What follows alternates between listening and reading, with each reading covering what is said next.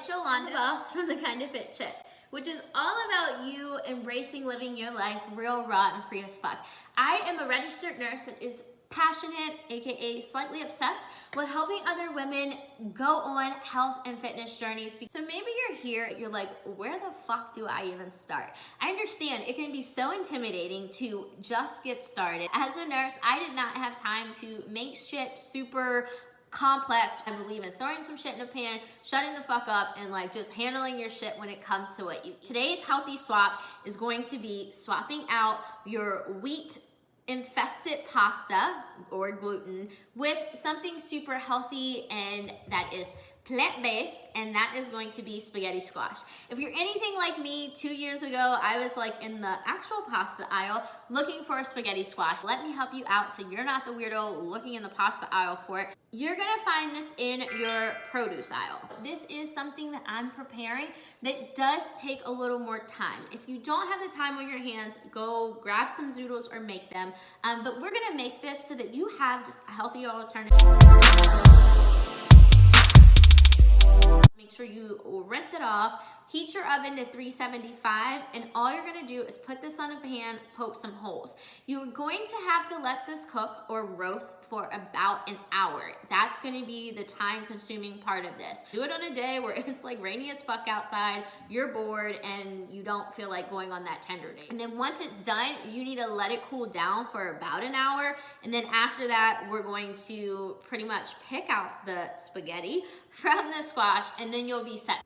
That'll help with the drying process. So make sure that your squash is rinsed off, you've dried it off, and then you just want to take and poke some holes, and you're gonna have to use your muscles a little bit. You are going to want to turn this about halfway through the process. Put it on a baking sheet, and this is harder than I thought it was gonna be.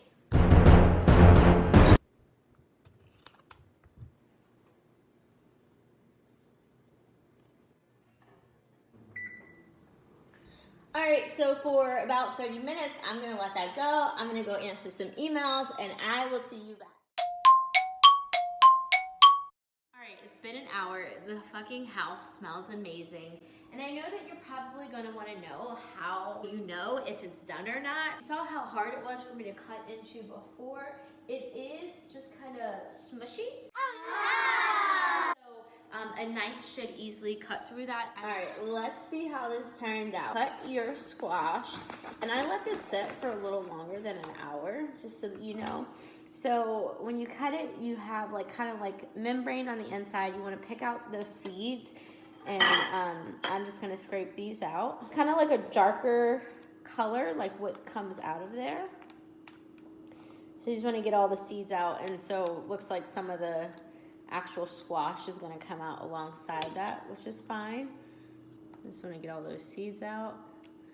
And then once you have all the seeds out, you can kind of see like where the squash is going to be. I have one more in there. So kind of just scrape out all the middle.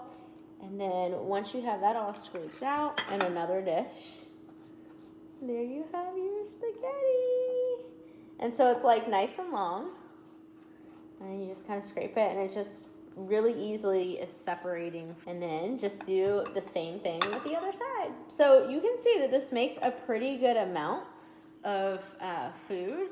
And the great thing is it's going to be guilt-free. So you can totally feel okay with going back, having seconds if you want.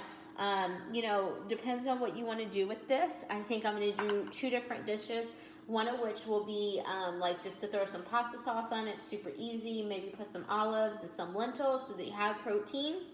And then the other thing that I want to do is to use, I have mushroom broth from my goulash fail that I did the other day. But I'm going to take that broth, heat it up, throw these noodles in there. I don't know what else, like I'll figure it out.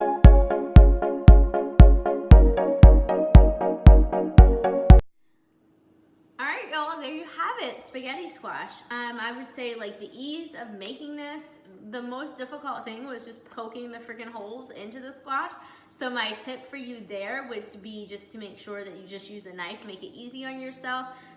very little to no cleanup, and again, it made such a huge portion. I don't know how this is going to store in the fridge and like overnight, but what I will do is to just use an airtight Pyrex. If you don't have Pyrex, you could easily use like a mason jar or something like that, just to keep any extra moisture from getting in there and preserve the quality of your food. So hopefully this is helpful if you end up making the spaghetti squash. If you have any amazing recipes or tips or tricks in making your own squash, I am always open to hearing those. To remind you that I show up hopefully to help you live your life real, raw, and free of sweat. That's the kind of